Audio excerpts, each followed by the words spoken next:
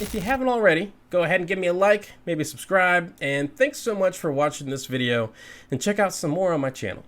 So, COVID has taken a lot of stuff from us.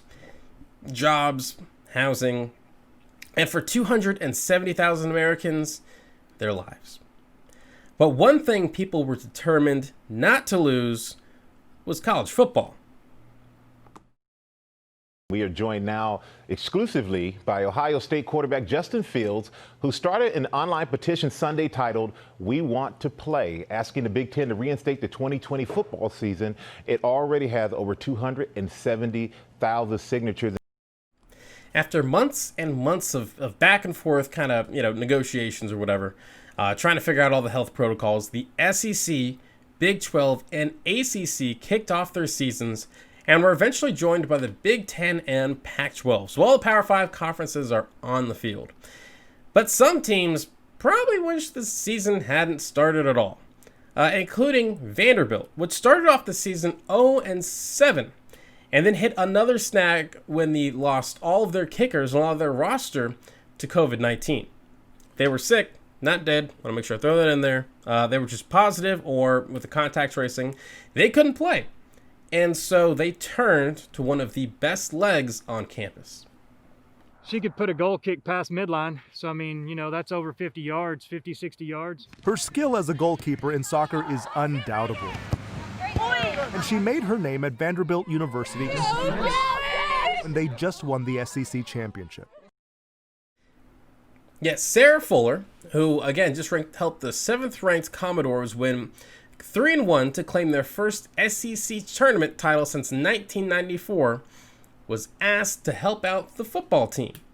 She agreed, and history was made.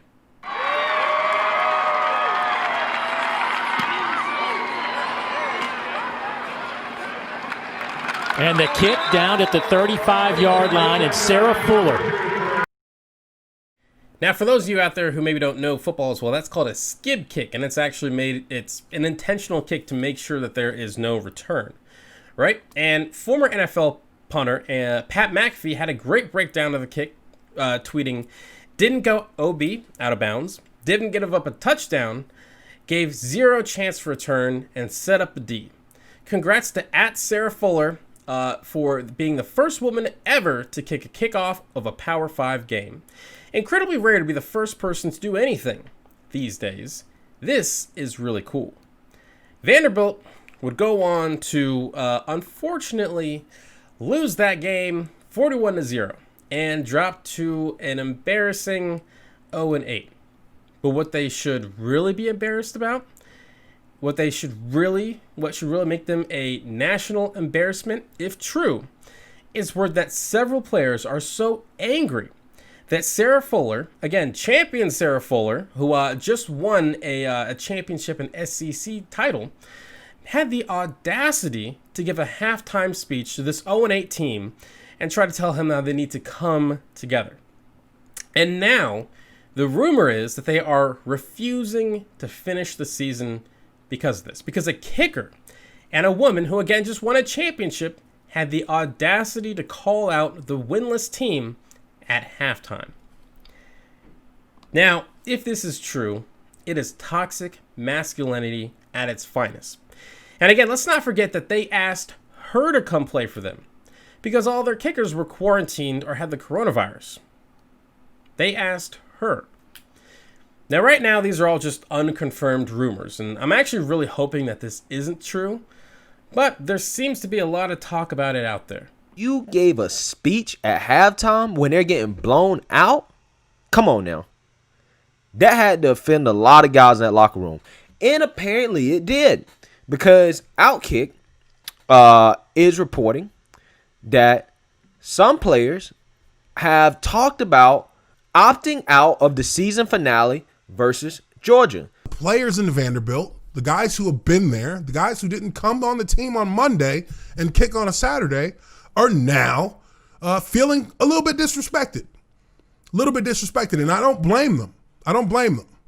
Just my thought. That's how I feel about it. Ain't no kicker going to come in and tell me that we're not playing hard We had reports that a lot of players were basically said, we're walking out, we're done, we're not going to have this nonsense, we're not going to be a part of this nonsense.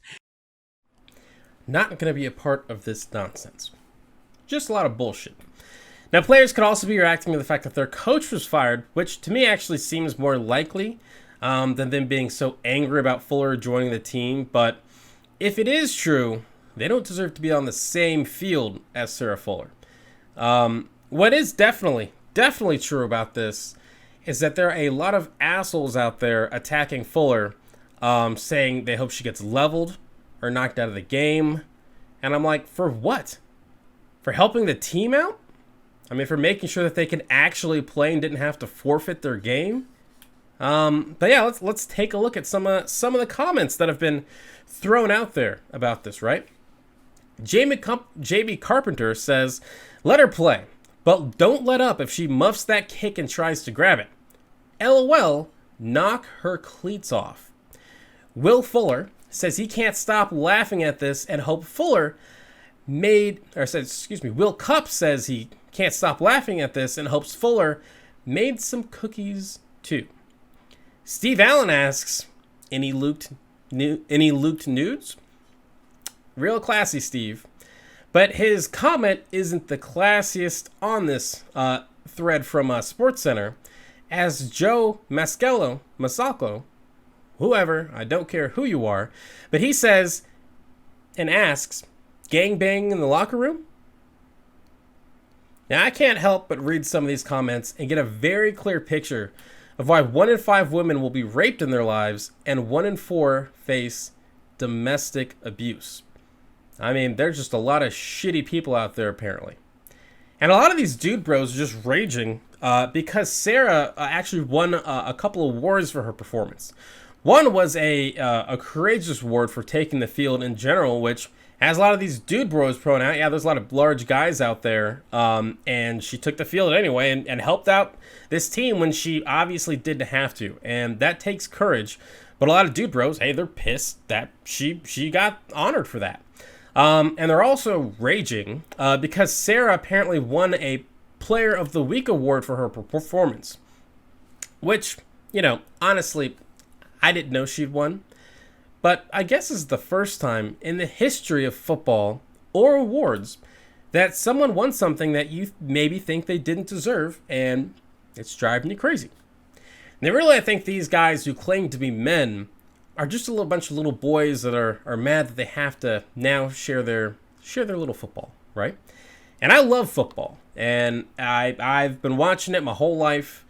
I'm a huge fan, and so I was just real disappointed to see how other football fans react to this story, and you know, the idea of them possibly walking out just really pissed me off. But again, I don't know if the Vanderbilt story is true. I hope it's not true, but as with anything, you know, we'll just have to see what happens.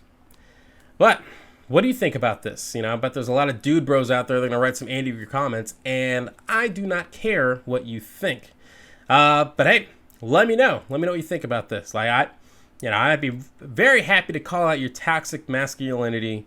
You guys are just pigs who are attacking this woman for taking the field to help out her university when she absolutely doesn't have to. Bunch of bullshit. Hey, what's going on, everyone? Thank you so much for watching Citizen Pete. I really appreciate it. If you haven't already, click that little subscribe button, maybe the like button, and hey, maybe just leave a comment. You know, I want to know what you're thinking. What do you think about all the politics, the news, and all the stuff that's going on in our country?